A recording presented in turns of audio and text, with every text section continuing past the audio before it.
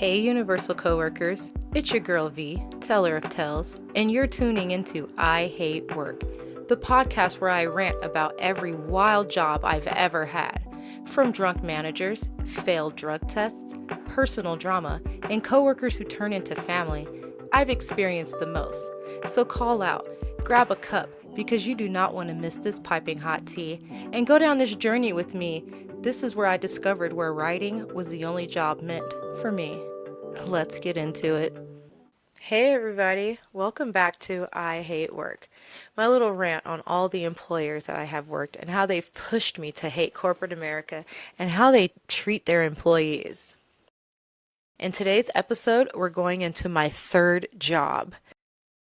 This is one that I wish I really had a time turner and can just do everything over. So let's get into it. Little recap. I failed ninth grade because I barely went to school. 10th grade, failed because I was ditching school to go work at Sears. I was only 15 years old, but I felt like making money was more important than making grades. 11th grade rolls around. I'm told I'm not graduating next year. I'm not going to be a senior. I don't have any credits. I roll into Doolittle Community Center, just looking for some community service hours to help me get some credits. I land a job. That job teaches me how to balance school, work, and to get my life on track. So now we're at graduation. I got all the credits. Yay. 13 extra classes my senior year. Okay? I had full, like, 6 classes virtual that I did. I went to a community college, did some classes. I did night classes at another high school, plus the work credits and the community service hours, and I did it. I graduated. It was a good moment. It was a good turning point for me. So we're in end of June 2005. I'm set to go to college in Minnesota. My grandma's younger brother said, "Hey, you can come live with me and go to school." Awesome. I give Doolittle my notice. Thank you so much for all your love, tender kindness, for caring for me. They accept my resignation. I have some money saved. I'm going to be going to Minnesota. So my cousin and my good friend, who we will call Mandy, we go out to celebrate all of my wonderful accomplishments. And we run smack dead into Satan's strongest soldier, and I am smitten. Okay? I am smitten. I'm not going to college. I'm not going. I can't leave. To 18-year-old me, he's the best thing I've ever seen in my life. I wish I could say he was just a season. Guys, this is baby daddy, okay? This turns out to be baby daddy. This is why his name will be Satan's strongest soldier, okay? So I run into him, not going to college. Now I need to find a new job because I got to take care of my junkie boyfriend, okay? It is what it is. So I go in the newspaper because the classifieds is always popping. I go in the newspaper. I see that a company called Marshall Retail Group is hiring store associates. Awesome. I have, customer service from Sears. I've been learning a lot over at Doolittle Community Center. I'm ready to go. I go to the library, go online to their website, fill out the application. A couple days later, I get a call. The manager's, she says, "I really liked your resume. I really liked the cover letter you submitted. Can you come in for an interview?" I'm super happy. Yes.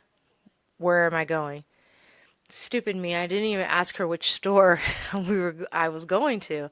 She just said meet her at New York, New York at 9 a.m. New York, New York Casino. So I'm like, yes, first job on the strip. Awesome. And I'm not 21 yet, so when you grow up in Vegas, you're always like, You go hang out on a strip when you're a teenager, but to have a job there would just be so much fun, so much networking. So I'm living in the Jets. Get up. So this is MLK and J Street. I need to get to the strip by 9 a.m. So safe to say I had an early morning that day. I had to get up probably 6. Yeah, I had to take 2 buses, but I make it on time. Did not ask her what store I needed to go to, but I had looked up Marshall Retail Group. They have high-end clothing stores. They have stores in the airport. They have like the welcome store, so I knew what I was looking for. I went into one of their Marshall Russo stores. I'm lying, there's no Marshall Russo in New York. It's the Welcome to Las Vegas store. I go to one of their stores. I go in, I got my little Hermione Granger act on, like, hey, I'm here to, run the company someday. But no, I go in, I say, I'm meeting this manager here at 9 a.m. for an interview. And the cashiers are like, no, no, you're not. Yes, I am. She said to meet her here at New York, New York. She works for Marshall Retail Group.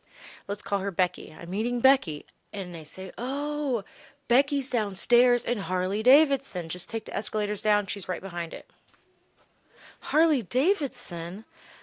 I'm like walking slow out of the store, hit the escalators.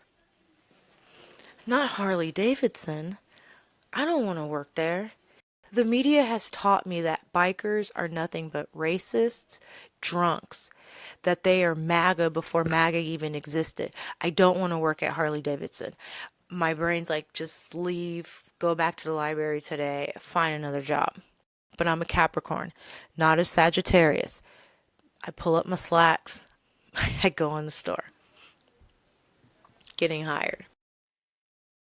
The interview went so amazing. Becky was this 40-year-old woman who was stuck in her 20s. She was not ready to grow up, I guess. You could see all the makeup caked all over her face, and she had the bright red lipstick, and she had the red hair. She was fun. We didn't even talk about work. We talked about common interests and working on the strip, growing up in Las Vegas, music. It was an amazing interview. She says you're hired. She calls her assistant manager in. Let's call her Dana. Dana's like the uncle of the store, okay? If you get what I mean. She's really sweet, cool woman. They love me, we vibe. I'm hired. A few days later, I get the call from Marshall Retail Group, the corporate office, to come for orientation. It's 2 full days of orientation at their classroom. I go there. There is about 10 other people who have been hired to work at other stores. We go through the company policies, ethics. We watch the usual harassment videos. We actually role play different scenarios of customer service and different situations that could happen because we are working on the Las Vegas Strip, and some of us are technically underage. We're not 21 yet. We have to deal with a lot of drunks and people coming in and try to steal stuff. There's a lot of prostitution. So they took us through an extensive training course, which was really good because I had never had that happen before. We get Harley Davidson t-shirts. Everyone's got standard t-shirt that you wear. You can wear jeans and you can wear boots, which are Harley shirt. You get a discount. But it did not go into effect, I think, until after 30 or 90 days. But first of all, those shirts are so expensive. About They're like $40 for a graphic tee. I don't want to buy one of those graphic t-shirts, okay? Remember, I'm a punk rock prom queen. I wear band t-shirts, Blink-182. I'm a huge NSYNC fan. I'm a Harry Potter fan. I am not walking around with a shirt with a stratosphere in the back with a motorcycle. So I could care less about the discounts there. What I did like was the discounts inside the hotel. Going over to the like Coney Island hot dog stand, I lived off Auntie Anne pretzels with the caramel dip. Those kinds of things I did enjoy getting the discounts in the stores. Going up to the welcome stores and getting some candy. So that was a good discount. My pay was $7 an hour, somewhere around like 6.80 to $7 an hour. That's the going rate in Las Vegas at that time, unless they were just paying me that, but I could care less. My managers were cool. It was in a great location. I was ready for it. So, customer experience in Harley Davidson. Again, the media had taught me that bikers were nothing but racist and drunks and mean, but I literally ate those words because those were the nicest people I had ever met. The real bikers that would come in, they'd be there on trade shows. Those men were just like big, cuddly Hagrids with all their long Dumbledore beards and their vests and they're tatted up and their big old boots. And they come in looking like they're about to smash you. And they just have these soft voices. Just say, "Hey, beautiful, can you help me with a t-shirt? My daughter's coming home from college." They were just so nice. Their women, bunch of bad bitches, could tear apart a bike, put it back together. They knew all the accessories and pieces and parts. They knew the ins and outs of a bike, the engines. Those are real women. I was so jealous. It got to the point where I started watching Sons of Anarchy. I was so, I was ready for it. Hey, I'm still single and I'm still looking to be somebody's old lady, okay? I can't put together a bike. I don't want to put together a bike. I don't even think I really want to ride a bike. I'm scared. But I'll cook clean. I'm down for it. But they were the greatest. They were the nicest people. I could not. The problem customers were just the regular drunk people that just strolled into the store and just, I got the drunks again that grope you, follow you, harass you, and management would say, "Oh, they don't mean it," or this is a part of the job. You're okay. They don't hurt you. But it's uncomfortable. It's very uncomfortable to not be able to slap the shit out of a man for like pinching your butt. And you have to take it because he's a drunk customer who's probably visiting from Harvard. Just, I couldn't stand that. Uniform was okay. It's just a Harley t-shirt. Wear your jeans. Can be cute. It's so expensive when you're working on the strip, especially if you don't pack a lunch. Like I was saying, everything's triple down there. There's a Del Taco right across the street, but it costs triple the price of the one off the strip. But still, I'd still find myself over there getting me a strawberry shake and some tacos. I'm a teenager. What? I don't pay any bills. I don't have a car. Fun fact here, I didn't learn how to drive till I was 23. So, the only thing I have to take care of is myself. The corporate BS in this job would be those 30-minute lunches. No protection from guests. Again, the customer is always right. Marshall Retail was very big on trying to mold their employees to be perfect robots. And that would be from every store, from Harley to Marshall Russo to the Welcome stores. They just wanted everybody to push, push, push those sales. There was no credit cards. That was my first job that I didn't experience having to push credit cards, but it was to push that expensive merchandise. Like I said, the cheapest Harley Davidson shirt was probably $45, and that was a sale. And then the cheaper shirts all had the stratosphere on it. Management was insane. My manager, she was always drunk. She was always talking about wild sex stories. She would sometimes come in hungover and just lay a pile of shirts in the back and go to sleep. I wonder if she'd ever see this. I loved you, okay? 18-year-old me found you iconic, lady. You were grand. You were great. Dana, the assistant manager, was a recovering addict. Like I said, she was the uncle of the store. Just, they were a hot mess. To me, to 18-year-old me, it was a vibe. It was iconic. The fact that I could go out with my friends, get drunk, call my boss, literally tell her the truth that I'm out partying, I'm going to be late tomorrow, and she was okay with it. 18-year-old me was happy. Now today, I couldn't work with neither one of them. I would be a Karen so fast. You did what? You're in the back sleeping? You're sleeping on a job? You're in here telling us dirty, nasty sex story? I would like, I'd be such a hypocrite. She gotta go. I can't have them vibes around me. But 18-year-old me was all for it. I didn't know any better.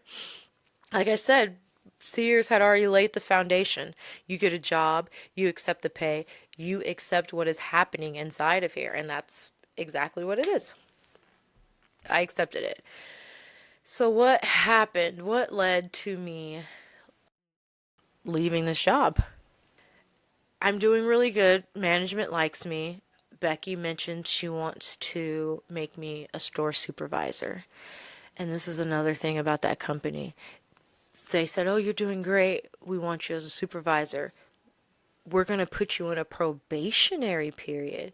So you're going to do all the supervisor duties and tasks, but you're not going to get that supervisor pay until you prove yourself." Such BS. And jobs still do that. I know one of my sisters was just promoted, but they told her the pay will come later. Then the promotion should come later too. I'm not doing it today. But 18-year-old me was like, hell yeah. Okay? Let's do it. I'm a supervisor. Got the title. Don't have the pay. Whatever.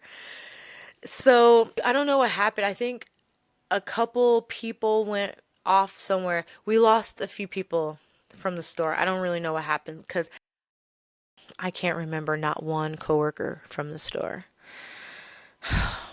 If you worked at Harley Davidson in 2005, don't remember me, okay?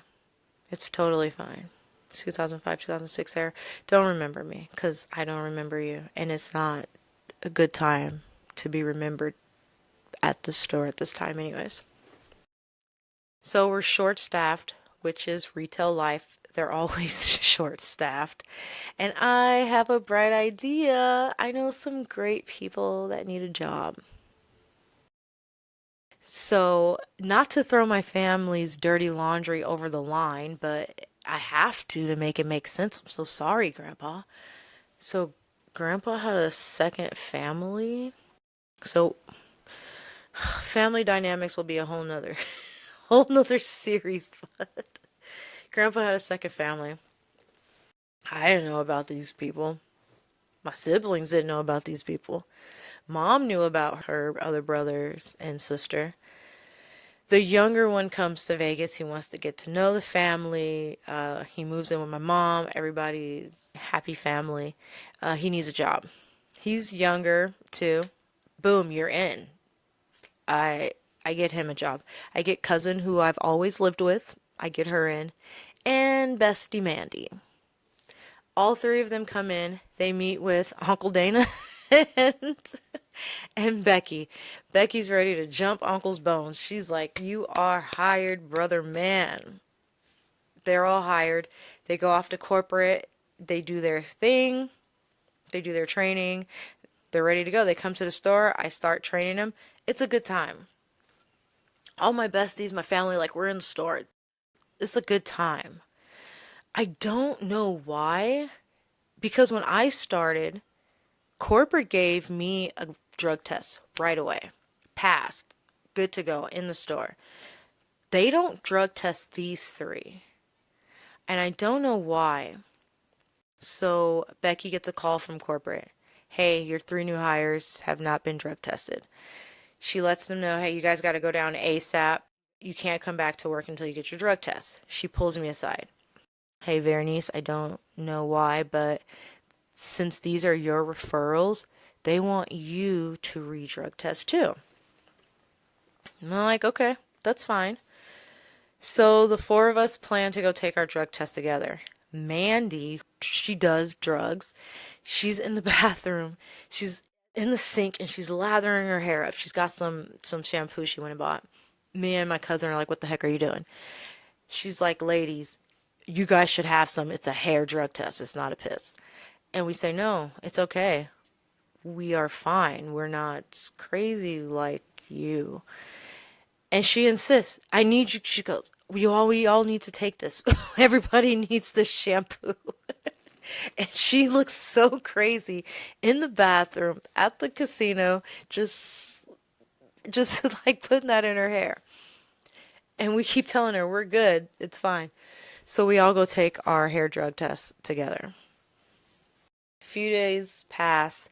Uncle gets his results. He's passed. Mandy gets her results. She's passed. Me and my cousin fail. I am pissed. I am so pissed off.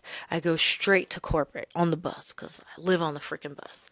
Get on the bus. Go in there. I am like, no, no, no. I had a poppy seed bagel that day. That's what you saw in my hair. I do not do drugs. I am so mad. I do, so I mean I won't lie. I'm already here throwing my business out. I have been to parties. I was out partying, having a good time, hit the blunt a few times here and there, but not crazy. Cause if I knew it was going to be crazy like that, of course I would have been in there like Mandy, just going freaking crazy with the shampoo. I honestly did not think I needed that. The snooty lady in HR, lady in corporate. She comes out just to see me because at first she didn't want to. And she brings the paper out and she goes, darling, your levels look like you been hanging out with Snoop Dogg your whole life. What? No, not me. I spend my weekends at the library. I'm so devastated. There's nothing I can do. She refuses to retest me. I tell her, cut a whole chunk and do piss. She refuses to retest me. Mandy gets my supervisor position. And then my cousin is just out. I don't even know what to say. I'm so upset by that. I walked away from that job with my head super low. I was sad, and looking back on it now, it was definitely a life lesson. You can't help everyone. And I'm not saying it was their fault. It was nobody's fault, but I had a good thing going and I threw some lifelines out there and in turn it cost me my little lifeline. It's just so sad. So let me ask you this. Have you ever ruined something good by trying to help somebody else? It could be anything. You see a favorite concert is coming into town and you tell a friend and they get better seats and don't even tell you. I've had that happen before. This was my idea. And you got better seats and didn't even tell me and didn't even get me one. I wish I could say this was the last time I had ever did that, but I can't help myself. If you need help, I'm going to try to help you. And Mandy, I even got her another job too. Mm. But yeah, have you ever lost trying to help somebody else win? And did they help you in turn win something? I'd love to know other people's experiences with hiring friends and family. Because from my future stories, I know, even if it's a good friend, a church friend that gives me a job, it just doesn't work out. And it's so sad. I need to go to work. I don't want to go to work, but this little rant actually feels good. So I'll go to work, okay? But that's it for episode 3. My time at Harley Davidson was very short lived. And I know it wasn't Harley Davidson's fault. It's Harley Davidson by way of Marshall Retail Group. And Marshall Retail Group actually rehires me in a future episode. It's actually a pretty good one, too. Until next time, keep your heads up, take longer lunches, call out if you need to, and most importantly, keep your managers out of your business. I'm going to go to work. I know you got to go to work, and I hate work. See you next time.